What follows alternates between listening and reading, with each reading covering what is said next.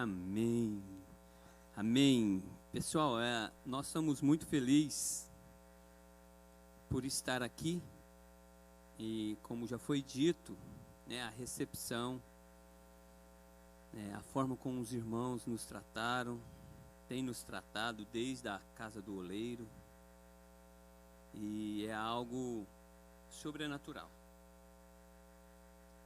Nós temos a certeza que Deus tem algo grandioso para Niquelândia. Nós falamos isso ontem, nós falamos sobre isso na casa do oleiro, quando houve o evento com os homens. E isso é muito importante nós entendermos que Deus tem algo de sobrenatural para nós. E é preciso que nós possamos compreender e entender aquilo que Deus tem para nós, para que possamos cumprir o propósito da melhor forma possível. Esta obra, esse propósito, a Bíblia diz que os anjos gostariam de ter feito, e Deus disse que não. E nos deu a oportunidade de estar fazendo, nos incumbiu de estar fazendo esta obra. E é necessário que então eu possa ter entendimento. Nós falamos aqui, nós falamos lá na casa do oleiro, aonde eu passo, eu falo. Todo ensinamento, todo conhecimento adquirido de Deus e não praticado pode se tornar sobre mim um juízo.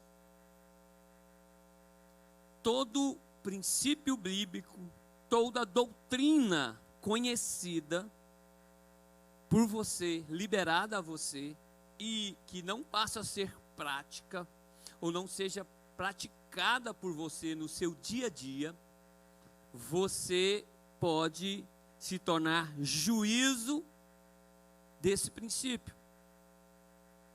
Esse princípio pode tornar-se juízo sobre a sua vida no seu dia a dia. E é muito interessante que eu falei para vocês no projeto de vida que eu ia falar sobre uma palavra chamada reset, reinício.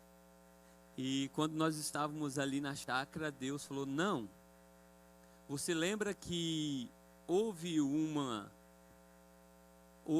empecilho quando você esteve na casa do oleiro e eu tinha te dado uma palavra para você ministrar no domingo, mas houve um contratempo e você não pôde ficar, e você já tinha citado aos homens dali que ministraria essa palavra, e aí o Senhor me disse: então você vai ministrar essa palavra. Eu queria que você abrisse a sua Bíblia comigo em Eclesiastes, capítulo de número 4, versículo de número 14. Eu vou estar lendo na versão King James. Talvez a sua versão seja um pouco diferente da minha, mas depois você pode pesquisar e comparar as versões para compreender e entender esse texto. E eu quero te chamar a atenção, nós estamos entrando no ano de 2023, que na verdade, em setembro, nós mudamos a estação, o ciclo, no ano judaico para 5.873. A contagem dos judeus são diferentes da nossa contagem, e a contagem lá estamos no ano 5.873. Perdão, 783. Então, nós precisamos entender que nós estamos mudando de fase, baseado num calendário gregoriano, e que nós projetamos a nossa vida no Brasil, baseado no calendário que nós utilizamos no Brasil. E projetamos baseado nesse calendário. E existe para você algo desafiador para o ano de 2023. E o texto da palavra do Senhor que você abriu aí, se você quiser ficar de pé, nós vamos estar lendo esse versículo com você de pé, depois você pode assentar e nós vamos tornar a dar continuidade em outros textos. Diz assim, versículo de número 14: ainda que um jovem seja ex-detento, ou tenha nascido em uma família de mendigos, poderá chegar ao trono e governar uma nação. Amém? Coloca a sua Bíblia sobre o banco e nesse exato momento nós vamos fazer uma oração. Existe uma palavra específica para você hoje, para você, igreja, para que seja estabelecido no seu ministério, para que seja estabelecido no seu negócio, para que seja estabelecido dentro da sua casa, na sua família. Amém? Mas antes eu quero orar com você. Senhor, em nome de Jesus, assim nós invocamos o teu nome, assim nós invocamos a ti nesta hora e te pedimos que em nome do teu Filho Jesus, se manifeste o teu poder de uma forma sobrenatural. Libere anjos específicos, anjos para cada necessidade da noite, anjos para cada propósito nesta noite. Acampa anjo nos 4 cantos desta casa, anjos com espadas desembainhadas de fogo. Senhor, anjos preparados para a batalha, anjos para mudar a sorte da tua igreja, anjos para abrir porta onde não existe porta, anjos para trazer cura, para ser manifesto o teu poder de uma forma sobrenatural, anjos para manifestar o teu sobrenatural. Pai, em nome de Jesus, nós clamamos a Ti e invocamos o Teu nome, porque somente Tu és digno de todo louvor, honra, glória e poder. Aleluia, amém, amém. Podeis assentar. Podeis assentar. Então, diante desse texto, esse é um texto bastante desafiador. Por quê? Porque para Deus não depende quem você foi, depende quem você quer ser. Para Deus não depende o tempo que você viveu em desobediência. Para Deus, o que importa é o tempo que você decide passar agora obedecendo, vivendo em obediência e cumprindo os princípios que são necessários que se cumpra. Muitas vezes as pessoas, olhando para a sua história, para o seu passado, tendem a temer, não estar prontas para viver o sobrenatural de Deus e cumprir um propósito para o qual foi chamado. Minha esposa subiu aqui e disse que quando Ele chama, Ele capacita. E você entende uma coisa, que quando Ele capacita, Ele envia. Quando Ele envia, Ele supre. E quando Ele supre, Ele respalda. O que quer dizer isso, profeta? Eu quero te dizer que quando Deus te chama, Ele vai trabalhar com você dentro de um processo e vai trazer transformação e capacitação para que você possa cumprir um propósito. Depois de você estar capacitado, a primeira coisa que Ele vai fazer é te enviar.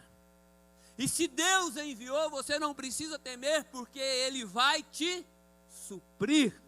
E quando Deus supre, acontece algo.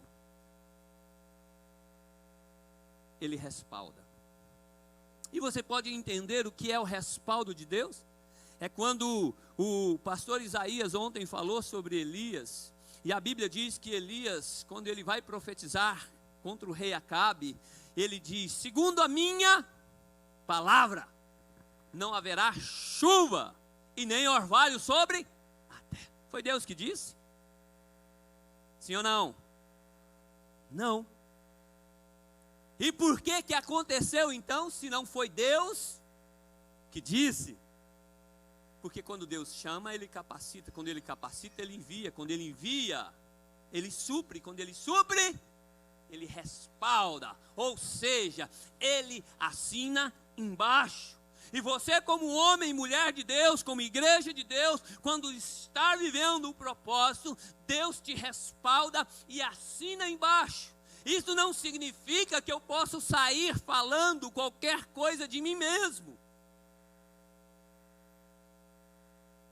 inventando coisas de mim mesmo, mas tendo uma maturidade e um entendimento para viver um sobrenatural, no qual a igreja foi chamada para viver. Nós temos uma dificuldade, e quando nós não lidamos com essa dificuldade, nós criamos problemas para nós.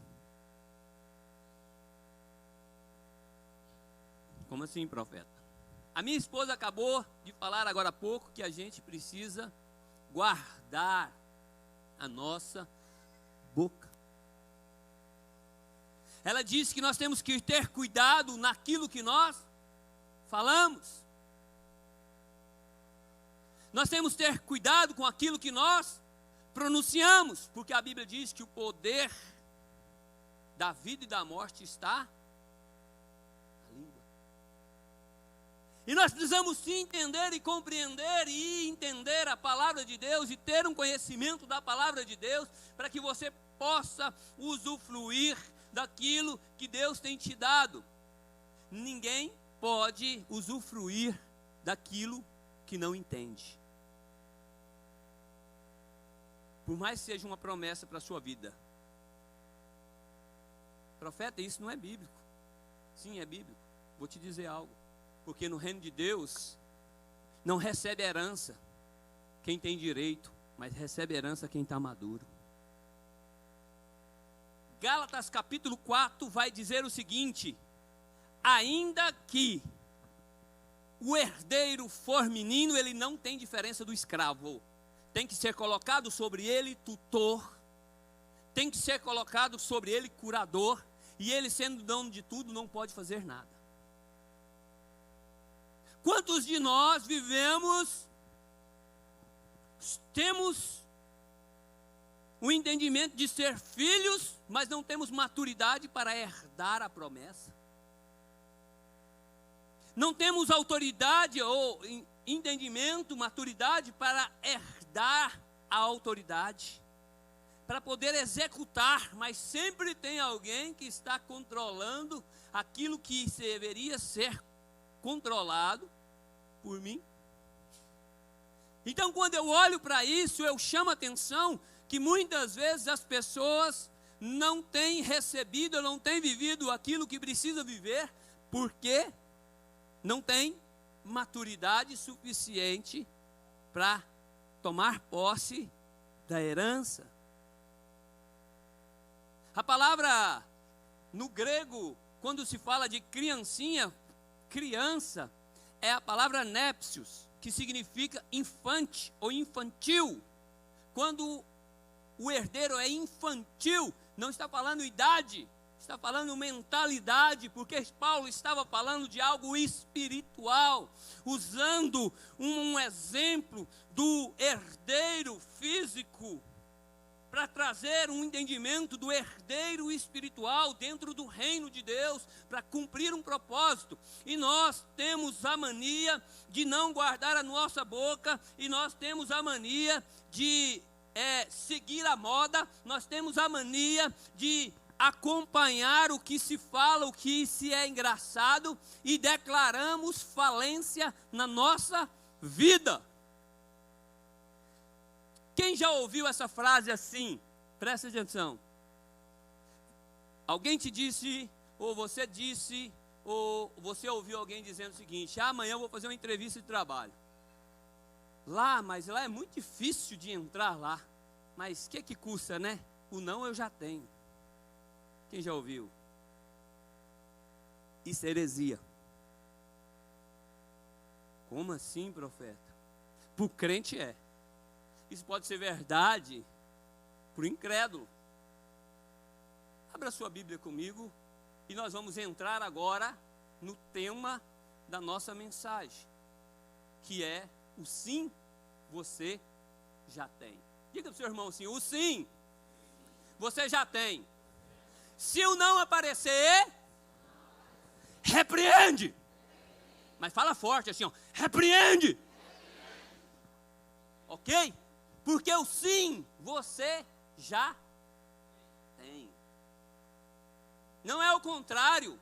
Mas Satanás sempre vai querer criar uma ilusão de ótica e tentar fazer você ver de forma distorcida aquilo que Deus já trouxe para você, para que você possa triunfar e vencer. Pastor, as pessoas olham para as pessoas e dizem, não, eu vou lá, o que tem? O não eu já tenho.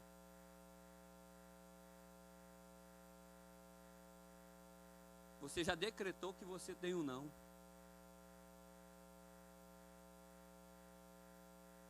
Se eu fosse você, nem ia. Fica dormindo. Você vai ganhar mais. Ou mude a sua mentalidade, transforme a sua mentalidade, deixe acontecer uma metanoia, mudança de mente, transformação de mente, para que você possa experimentar a boa, agradável, perfeita vontade de Deus. Há uma promessa para você, que o sim e o amém de Deus você já tem. A palavra do Senhor diz assim, segunda carta aos Coríntios, capítulo 1, verso de número 20.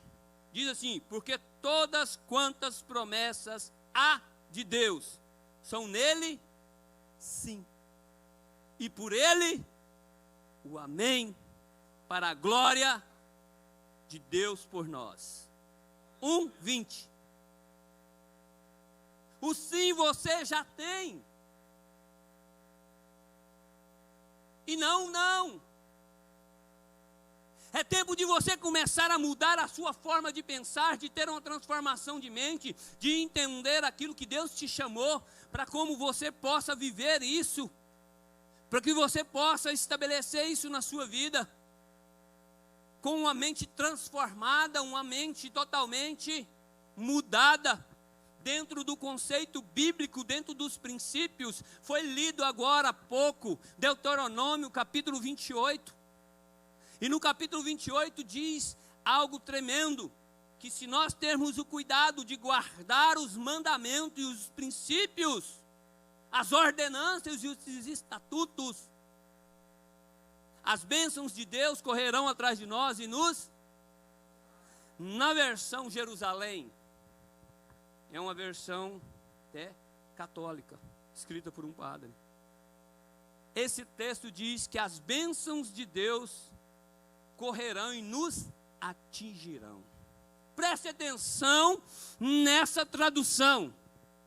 Mesmo que você não queira, você vai ser atingido por elas. Alcançar é uma coisa, ser atingido é outra. Porque o sim, diga para o seu irmão, você já tem.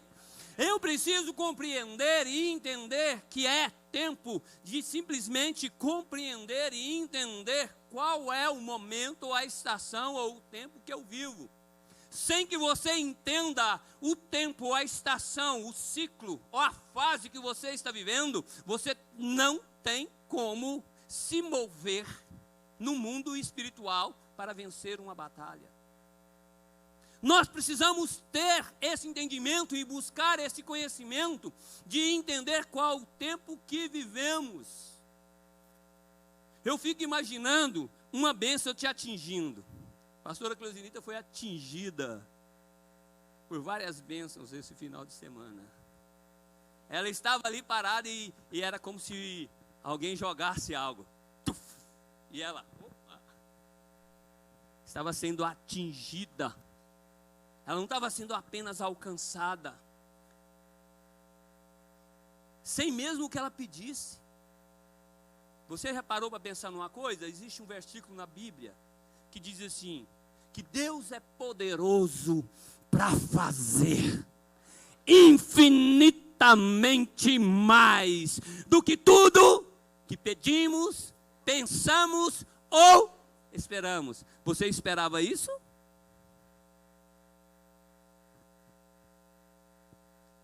É tempo de você começar a viver algo que, ainda que você não espere algo, você está tranquilo, você não imagina nada, e o telefone toca e alguém diz: olha, sabe, tem algo aqui para você, estou levando. Como assim? Não, Deus mandou te entregar. É um tempo de vivermos isso, porque o sim eu já tenho. É bíblico. É tempo de mudar o seu pensamento. É tempo de mudar a mente de escassez e transformar a sua mente numa mente de rompedor, de conquistador, daquele que vai avançar, daquele que vai conquistar, daquele que vai romper, daquele que vai ver os filhos sendo salvos, daquele que vai ver os netos sendo salvos, daqueles que vão ver o poder de Deus se manifestando, curando pessoas no físico, curando pessoas na alma, curando pessoas no espírito, se manifestando de uma forma sobrenatural. É esse tempo que nós precisamos viver, mas só conseguimos viver esse tempo se houver uma transformação de mente. É tempo de trocar as lentes. Eu poderia te perguntar qual é a lente, qual é o óculos que você está usando para olhar para o propósito que Deus entregou na sua mão. Uma lente que mostra que o propósito é difícil, que o propósito é árduo, que o propósito é praticamente impossível. Ou uma lente que você olha e vê, existem barreiras, existem dificuldades, mas tudo é possível àquele que crê, tudo é possível a uma igreja vitoriosa, que crê no Senhor Jesus, que crê naquele que estabeleceu e disse que as portas do inferno não podem prevalecer contra a igreja que foi estabelecida por Ele na face da terra. É tempo de entendermos e compreendermos isso, é tempo de começarmos a viver isso. Mas como faço isso, profeta? É difícil demais. Simples. Começa a se mover dentro daquilo que a Bíblia nos chama de profético. Eu estava falando ontem um pouco sobre os anjos, e a palavra de Deus em Hebreus capítulo 1, verso de número 14, você pode anotar e você pode ler depois, eu não vou ler. Mas está aí, é um versículo muito conhecido, que diz que não são eles espíritos ministradores, que são liberados para servir aqueles que hão de herdar a salvação. Essa palavra servir aqui é litúrgico no grego, ou antigamente garçom. Garçom. Quando você vai no restaurante, quem leva comida para você? Você vai lá dentro, na cozinha, buscar comida? Não. Quem traz a comida? Garçom. Quem traz a bebida? Quem traz sobremesa? Quem traz a conta? Mas no reino de Deus, quem manda, paga a conta. E entenda uma coisa, se Deus mandar você fazer algo, Ele vai pagar a conta. Por que que você tem medo de fazer aquilo que Deus está mandando você fazer? Então o que eu quero te dizer, os anjos são poucos usados pela igreja. São poucos usados. Depois que eu passei pelo ministério dos anjos e fui estudar um pouco sobre os anjos, provavelmente nenhuma oração minha vai ficar sem que eu peça aos anjos que faça algo. Como assim, profeta? Mas aí não é idolatria, não? eles são conservos. Eu não estou idolatrando, eu estou dando uma ordem a esses anjos em nome daquele que tem o nome sobre todo o nome. Eu estou dando uma ordem a eles, aquele que tem todo o poder, e foi dado a ele todo o poder, autoridade no céu, na terra. Então é simples. Perdi a minha chave e não consigo encontrar. Qual é o nome da irmã? Rosilane, é a mãe do Pedro, né? Rosilane, perdeu a chave do carro. Estou atrasado. Estou atrasada. E agora? Não consigo achar. Pedro, onde está? Fulano, onde está? Ciclano, você viu? Aonde está? Não. Anjos, em nome de Jesus, me ajuda. E sabe o que acontece? Você acha. Você para assim, você termina de orar e fala, já sei.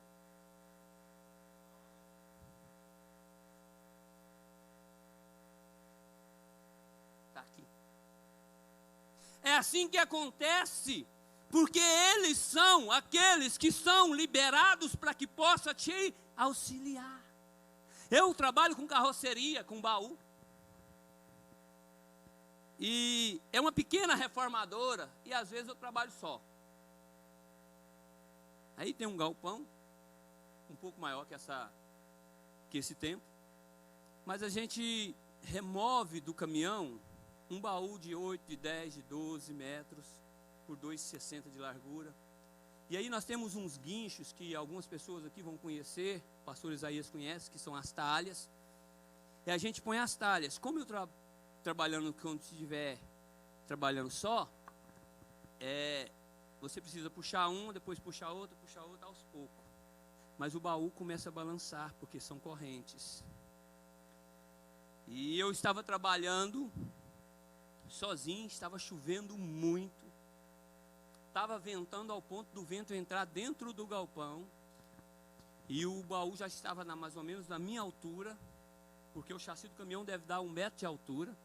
Então você, para tirar, vai ter que levantar aí mais uns 80 centímetros acima. E ele estava quase à minha altura, e o vento começou a balançar, e esse trem começou a balançar, e eu senti um medo muito grande. Eu falei, meu Deus. E ele disse, o que você está fazendo que não pediu ajuda? E eu virei e falei, Arquiel, segura o baú. O baú. Terminei de puxar. Falei para o motorista, puxa. Puxou o caminhão. Ficou intacto. Profeta, isso não é bíblico. Como não? 1 Coríntios capítulo 4, verso 9, vamos falar dos anjos. E diz que você é como espetáculos aos anjos. Anota aí, depois você vai ler. E você precisa entender que a Bíblia vai dizer isso. Se você ler Efésios capítulo de número 3, versículo de número 9 e 10, você vai ver que ele também fala dos anjos. E vai dizer o seguinte, Efésios 3, versículo de número 9, e demonstrado a todos qual seja a comunhão do ministério, desde que o século esteve oculto em Deus, e tudo criou por meio de Jesus Cristo, para que agora pela igreja multiforme, a sabedoria de Deus seja conhecida dos principados, potestades nos céus. A igreja é conhecida dos anjos do céu.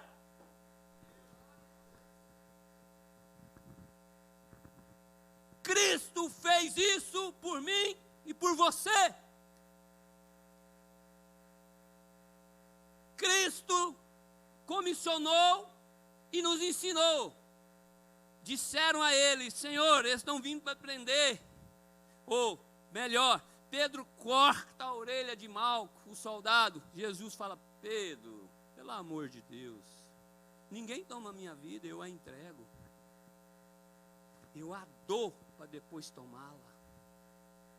Se eu quisesse, tinha pedido ao Pai 12 milícias de anjos. Sabe quantos são 12 milícias? 12 mil. Agora olha para mim, 12 mil anjos.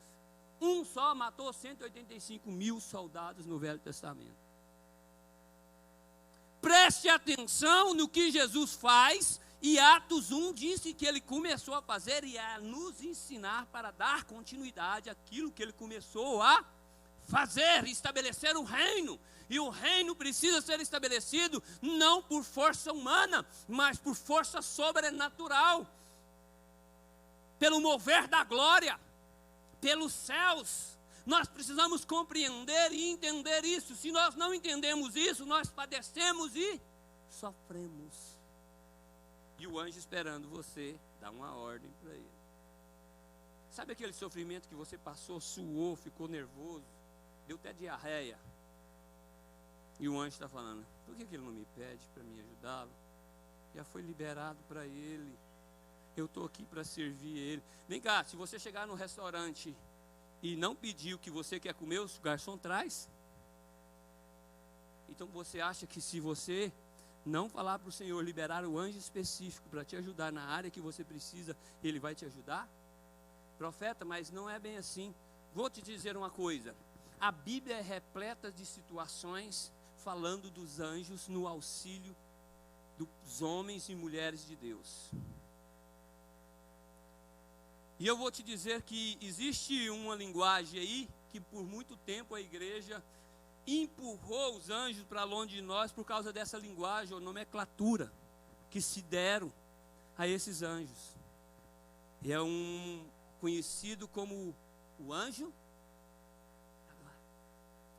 E aí todo mundo, por causa dessa palavra, deixou de fazer o que é certo porque alguém fez de forma errada.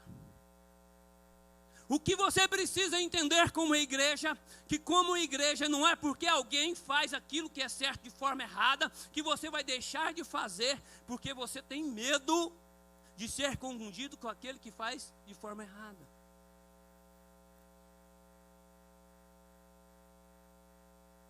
Entende, igreja?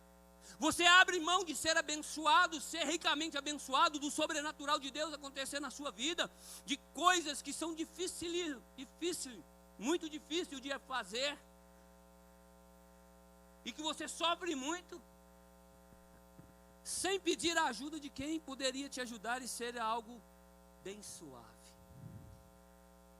Você acha que eu tinha capacidade de segurar um baú de 2 toneladas? Se ele quisesse cair? Se um vento realmente soprasse? Poderia ter 4 pessoas comigo, daria conta? Também não. Poderia ter 6? Também não. Poderia ter 10? Também não. Mas simples uma oração em o nome de Jesus. E a palavra do Senhor no Salmo 34, verso 7, vai dizer que o anjo do Senhor acampa ao redor daquele que o teme e o livra. O que esse anjo é? O que é acampar? Nós acampamos por 4 dias na chácara. O que fez? Nós fizemos? Ficamos 4 dias ali. Só que aqui diz que ele acampa ao redor. É sempre. E o livra. E nós não podemos entender e compreender que sempre aquele que já ergueu a mão, confessou Jesus, recebeu Jesus, tem um anjo, que nós chamamos esse anjo de anjo pessoal. Como anjo pessoal, pastor, profeta, assim como o anjo de Pedro.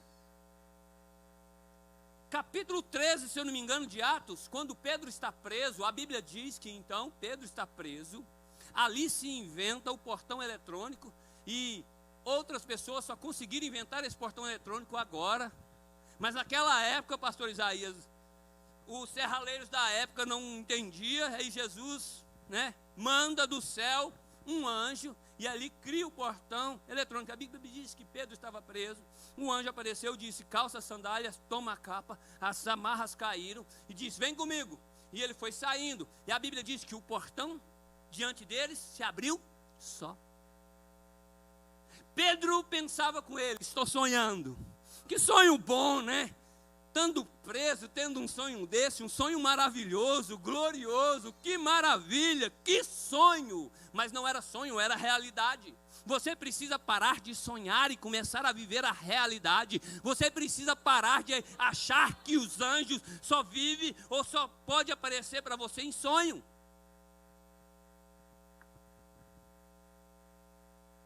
Só pode aparecer para mim em sonho. Vou dizer uma coisa para você, não fique chateado comigo. Não fique chateado comigo. Vira para o seu irmão e diga, não fique chateado com ele. Pelo que ele vai falar. Quantas pessoas aqui já viram um vulto? Já viu um espírito maligno? Já viu outros demônios? Quase todo mundo. Alguns ficou com vergonha de levantar a mão. Mas eu já vi. E até pouco tempo via e não conseguia ver anjo, gente. Eu só conseguia ver demônios. Agora deixa eu te perguntar, qual a diferença entre anjos e demônios? Só o governo. Um está debaixo do governo das trevas e o outro está debaixo do governo da luz. E a maioria das pessoas dá conta de ver demônios e não consegue ver anjos, que são iguais. Espíritos ministradores.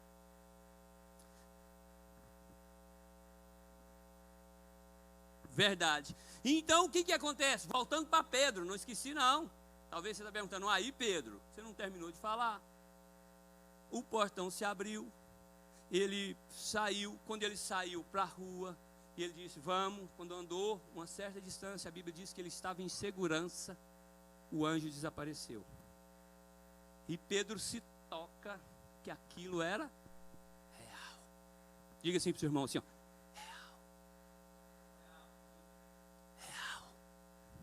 Era real, não era filme. E aí a Bíblia diz que ele vai embora, mas a igreja estava orando. Preste bem atenção nisso, a igreja orando, pedindo que Deus soltasse Pedro. A Bíblia diz que então Pedro chega e bate na porta. Eu creio que as portas daquela época tinham uma janelinha bem pequenininha. E a menina que vai atender a porta abre a janelinha e olha, assusta e fala, é Pedro. Fecha, corre. Eita! E quando ela chega lá, gente do céu, Pedro está lá fora. E aquele povo estava acostumado a ver anjos. Como assim, profeta? Eu vou te dizer por quê. Depois você lê o texto. Não confia só em mim, não. Lê o texto. A Bíblia diz que quando ela volta e fala, e aquelas pessoas dizem, não, ela está enganada, Pedro está preso. Não pode ser Pedro que está lá. Ela deve estar vendo o anjo de Pedro. Por que ela estava vendo o anjo do Pedro? Porque provavelmente os nossos anjos pessoais parecem conosco. Provavelmente a maioria dos nossos anjos da guarda, vou usar o nome da guarda. Está filmando, mas não tem importância. O anjo da guarda se parece com você. E aí você começa a entender que para aquele tempo, anjos não era novidade. Anjos era comum. A atuação dos anjos era comum. E Pedro começa, aí vão abrir e ver que é Pedro.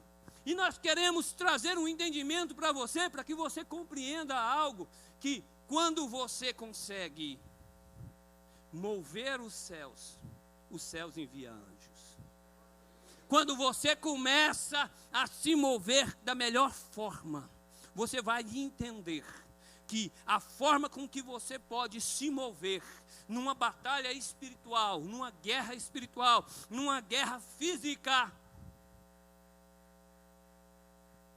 é através do auxílio dos anjos. Diga assim, a partir de hoje, eu preciso usar os anjos para vencer as minhas guerras. Então, quando nós olhamos para Pedro e vemos que Pedro mostra que ali havia, aí você fala assim, não, mas ainda não estou convencido, pastor. Eu aprendi, eu nasci assim, eu cresci assim, vou morrer assim. Gabriela. Não acredito. Me dá mais um texto. Mateus capítulo 17.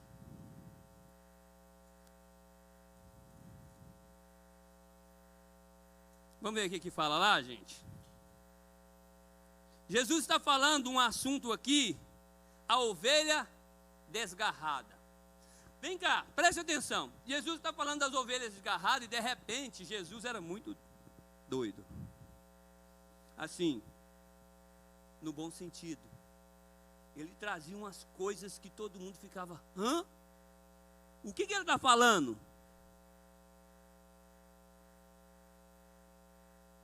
Aqui no texto, versículo de número 10. Ele vai falar da ovelha desgarrada, mas versículo 10, vede, não desprezeis algum desses pequeninos, porque eu vos digo que os seus, aonde? Sempre a face de meu Pai que está nos, preste atenção, ele está falando os anjos de quem? Das crianças. Não despreze os pequeninos, porque elas têm anjos. Você está achando que não? Os anjos dela vai lá no céu e volta, vai lá no céu e volta, vai lá no céu e volta. Assim como Jacó viu na escada, a escada, o anjo subia e descia, o anjo subia e descia, o anjo subia e descia. Assim, Jesus está falando. Se você for para a passagem de Natanael, Natanael vai estar ali debaixo da figueira. Filipe vai chamar Natanael e vem, e ele diz, aquele que os profetas diz, eu e nós encontramos, vem e vê. E ele vem, e aí Natanael estava com um pouquinho de dúvida, e aí, quando Jesus fala com Natanael, ele diz, eis que te vi debaixo da figueira. Aí Natanael disse, verdadeiramente tu és o Filho de Deus. Aí ele disse, porque eu disse que te vi debaixo da figueira, tu credes? A partir de agora tu verás os anjos subindo e descendo sobre o Filho do Homem. Ali se cumpria a visão de Jacó lá no passado.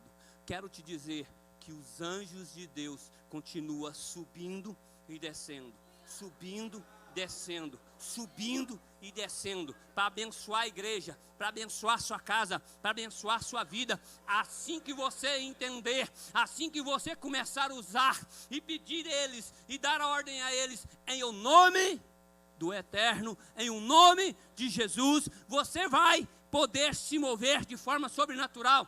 Preste atenção, quando você começa a clamar a Deus, quando você começa a buscar a Deus, quando você começa conseguir constranger os céus, você começa a entender que os céus enviam anjos.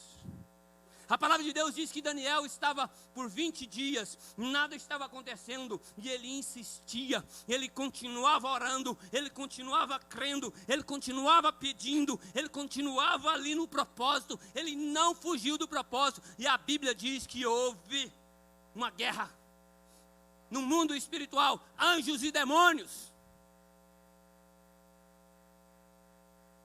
Até que Deus manda o príncipe do exército e faz com que o anjo traga a resposta para Daniel. É tempo de entendermos o seguinte: o sim, já tem. Como estabelecer o sim agora, pastor Isaías? Se o não aparecer, você fala, anjo, tira o não da minha frente que eu preciso do sim. Apareceu o não, vou discernir, é propósito ou oposição? O sim é como promessa. 2 Coríntios capítulo 1, verso 20. O sim, promessa. Sim ou não? Todas as promessas de Deus têm o sim. Se é promessa e você está no propósito, o sim vai acontecer. Pode não ser o momento. E pode ocorrer uma coisa. Nós temos uma dificuldade, gente. Nós temos uma dificuldade muito grande. Nós somos pessoas que gostamos de nos justificar. Argumento é conosco. Nós somos bons no argumento. Muito bom, né, irmã? fala isso, ah, mas sabe, foi isso, mas sabe por quê? É porque, pastor, é porque, irmão, é porque nós somos bons no argumento. E aí a gente tem base bíblica para o argumento. A gente vai lá para Provérbios capítulo 3, Eclesiastes 3. Há tempo para todas as coisas debaixo do sol. Se não aconteceu porque não era de Deus. Meu Deus, mas a minha Bíblia diz que eu tenho sim, gente. Como que eu posso fazer se eu tenho sim? E aí alguém vem falar para mim que não deu porque não era tempo de Deus. Existem duas formas. Eu estou lendo a Bíblia errada, porque a Bíblia diz que há tempo para todas as coisas, segundo o propósito de Deus. Agora existe duas formas ou dois tempos para você. Ou você está atrasado, ou você pode estar adiantado. Mas é tempo de eu entender que eu preciso estar no modo certo e no tempo certo, para que o sim seja tomado como posse. Não estou no modo certo e nem no tempo certo, e quero sim. É tempo de alinhamento. É tempo de se alinhar. Você tem promessas de Deus, mas não cumpre os princípios. E aí diz, não, é porque não era tempo. Se fosse tempo, Eclesiastes 3. Estou cansado de ouvir Eclesiastes 3. Fala, não fala em Eclesiastes 3 para mim mais não, irmão. Estou quase para tirar ele da minha Bíblia. Porque vocês não conseguem entender o que está escrito. E eu preciso entender que existe o tempo certo e o modo certo. E eu falei aqui, na sexta-feira, sobre uma coisa. Propósito e oposição. Tem gente que está entrando em guerra contra Deus. Como assim? Deus te colocou numa situação e você quer que... Você está expulsando tudo quanto é coisas, sendo que foi Deus que colocou você lá. Você vai sair de lá? Como assim, profeta? Não vai. Não vai. Você só sai de lá se você cumprir o desígnio da fase. Quem já jogou videogame aqui? Opa, tem gente que gosta de videogame. Quando é que você passa de fase? Quando você cumpre o requisito da fase. Se você não conseguir cumprir o requisito da fase, você não muda de fase. É como se você estivesse repetindo de ano. Precisa se cumprir isso. Eu preciso entender quando eu estou no propósito e às vezes as coisas dão erradas. Eu posso estar vivendo o propósito, fazendo as coisas certas e algo dá errado? Pode. E eu vou tornar a te dizer. E o que é isso?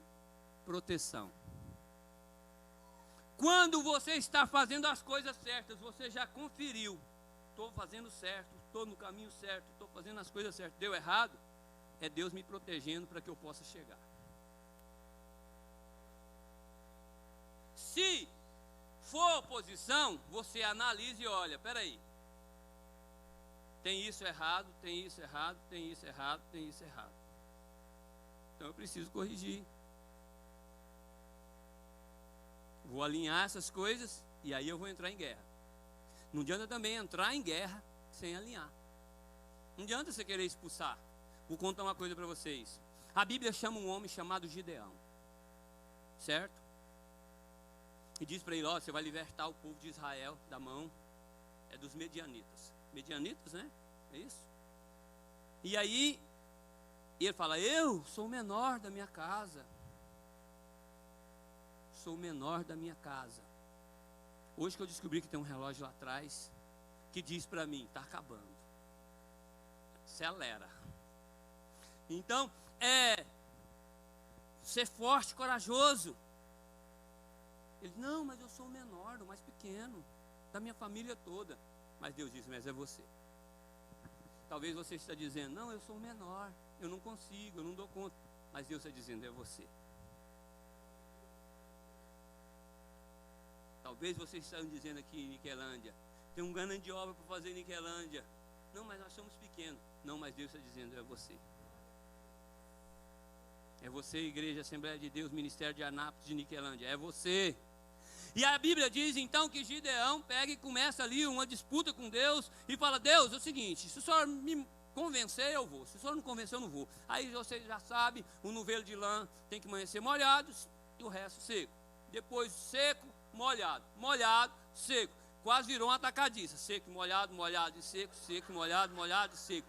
Mas o que aconteceu é que Deus respondeu para ele. E ele pegou e foi. Aí Deus pega e fala assim, peraí, você está achando que é fácil assim? Não é fácil.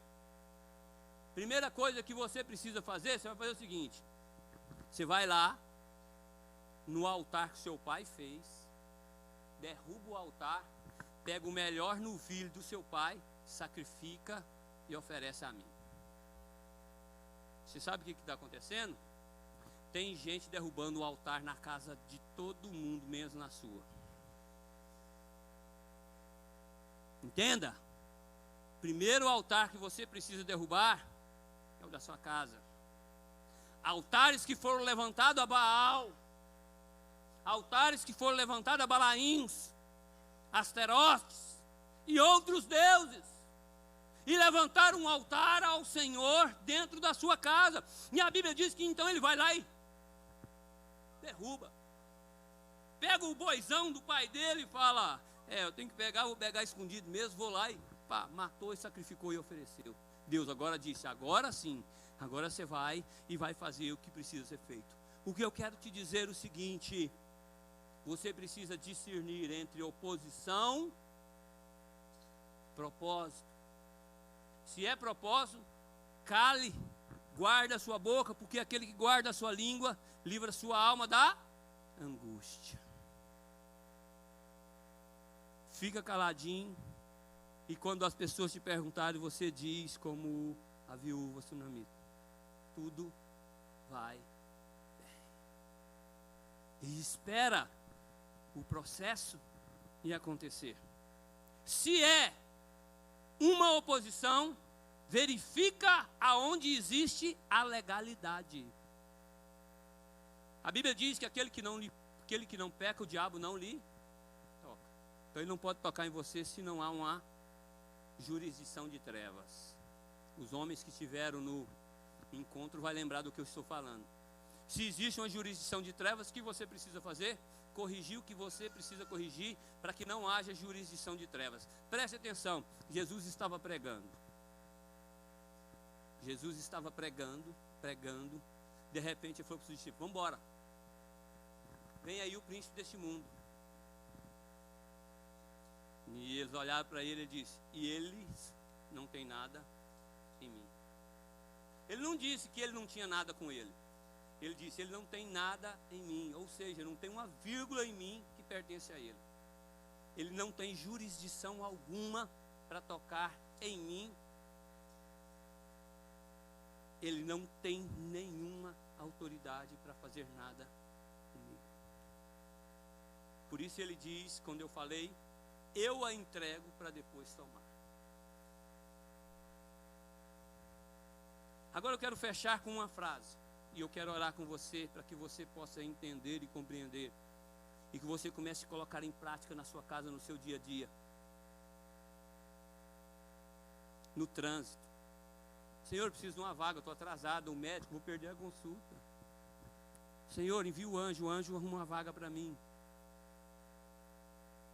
Coisa simples. Começa com coisas simples, depois começa a acontecer coisas grandiosas. Aí você começa a contar para a igreja começa a se contagiar, a igreja começa a se mover com os anjos, a igreja começa a ver o mover de Deus, e as coisas começam a acontecer sobrenatural, e você vai ver o que Deus pode fazer, quando você entender que Ele preparou tudo isso para você.